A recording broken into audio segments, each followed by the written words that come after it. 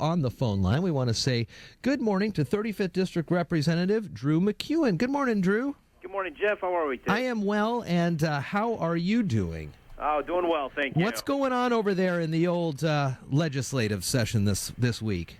Yeah, moving along. I look at this as a positive. On Monday, well, let me backtrack. So a week and a half ago, the Senate Republicans, who control the Senate, released their K-12 plan. And then the House Democrats, who are in the majority in the House, followed suit and released theirs as well. And so in our Appropriations Committee meeting on Monday, we heard both bills, and they are vastly different. But what I want to focus on is that this is a positive. That here we are. It was on February 6th, and we have both plans from both majorities out and in the open and being discussed. And I'm very pleased with that. We'll work through the good and the bad of both of those plans here in the coming weeks. But it's a positive that we're at this point right now, and we're not having this conversation in March saying, "Oh, well, we finally got it out."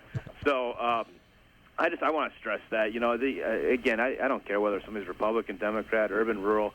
We all want to solve this K-12 issue. We see different paths on how we get there.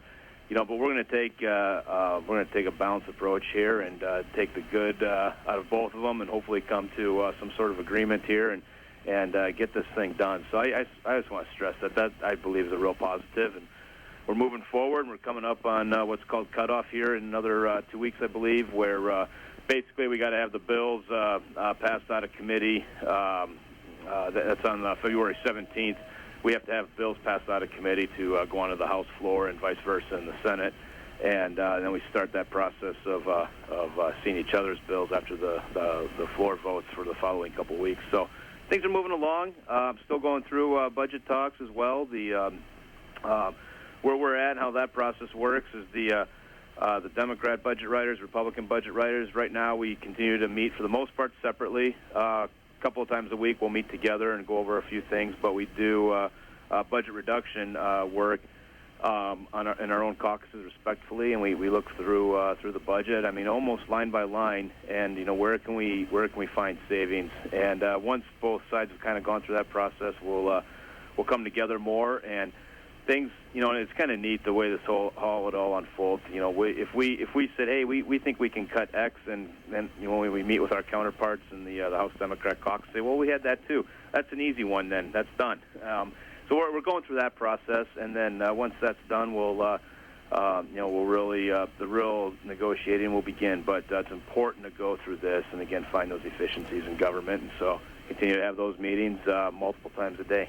When it comes down to finalizing these deals, how similar are you? Is it pretty much both sides agree, and then there's maybe one final sticking point? But for the most part, there's agreement for the broader packages of these deals, but maybe one final thing, and that seems to be what everybody then focuses on. That there's one issue that people can't really connect to. Well, yes and no. The other component of this is policy, and policy that costs money. And so, we can agree on the general framework for the budget, but if there's a policy bill that's moving through the process that has expenditures attached to it, and you've got a broad disagreement on that policy, that those types of things become big sticking points as well. And then the other thing is, again, with the Senate majority coalition of Republicans and one Democrat controlling the Senate and the Democrats controlling the House, the way it works too is that the majority and minority parties in both chambers work through their respective budget, come to an agreement or an understanding, and then you meet with the other chamber, and things can be vastly different. And so there's multiple agreements that have to come to, and then you got to throw in the governor. I mean, none of this happens unless he signs. So it's an ongoing process. Interesting. And I do find it fascinating. I'm grateful that in my first term, 4 years ago, that I was on the capital budget, and it's a different budget. Much less contentious, but the process is very similar, and I'm glad I had that experience to be able to cut my teeth Yeah. on that one. And again, not quite as contentious by any means, but you still have policy disagreements, but you learn how to work through that. But you always got to remember the other chamber. I mean, the Republicans and Democrats in the House can come to an agreement, and then come to find out that the Senate is 180 degrees away from you. Yeah. So that's always a challenge. How are some of the bills that you have sponsored or co-sponsored moving through the process? Yeah, I want to focus on a key one here that has an impact on the budget and on K-12, and actually two bills in that regard. One is delinking the end-of-course testing that we do at the high school level with the graduation requirement.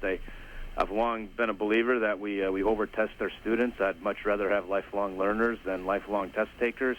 And so that bill passed out of education. It'll be in an appropriations here this week, I believe.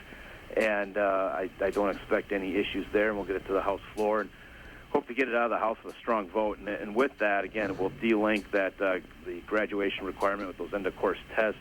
That saves the state about $30 million. In the scheme of $40 billion, that's not a lot of money, but $30 million is a lot of teacher salaries too. Yeah. And so that's a component. And I think more importantly, though, too, is that it's also let's get back to teaching our children and not the constant testing that we do. And anybody that's had kids in high school know that the fourth quarter of every year is pretty much a waste because of the scheduling changes that take place to accommodate the number of tests that are done. So I've got that. That's moving forward. And then yesterday, in the capital budget, we heard my lottery bond bill. So this has a big impact on a number of things. There's a lot of schools, school districts the past year that passed levies that are building new schools.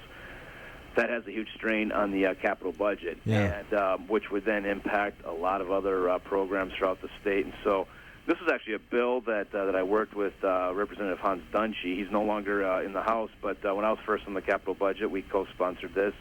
I've tweaked it a little bit and to broaden it a bit, but it would free up $250 million right away for school construction. It would also do what we call backfill into the operating budget, so we're not impacting our operating budget with any lost revenue from the lottery.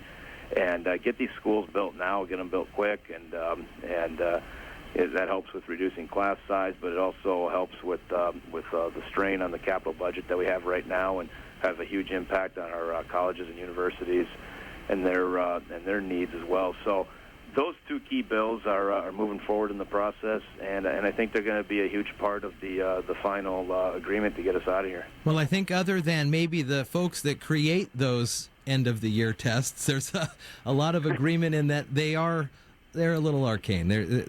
I think their time has come. I believe so. If we trust the teachers and we trust the curriculum, then I personally don't feel that the state has to say, well, here, take this one too. And every child learns differently. I had two sons vastly different in their academic approach. One didn't have to put a whole lot of effort in, and he'd ace it, and the other one, we always had to light a fire on, But every child learns differently, and to judge them all based on a test, I don't think is an accurate assessment. Yeah, I can remember some great lessons during my time in school, but I can hardly remember a good, standardized test that I took. Yep. No takeaways there. 35th District Representative Drew MacEwen on the air weekly at this time. Thanks, Drew. Good to talk with you. Likewise. Thanks, Jeff. Have a good one. You too. Do you know you have access to the fastest internet in Washington State? Switch to iFiber Communications right now and take advantage of our special offers. Pay only $29.95 for 100 megabit high-speed internet, or get 3 months of internet absolutely free. That's right, $29.95 for 100 megabit speeds or 3 months of internet free. Shop, stream, and game like never before with iFiber Communications high-speed internet. Call 360-427-4000 or check us online at ifiber.tv. Subject to credit approval, valid on a 24-month contract.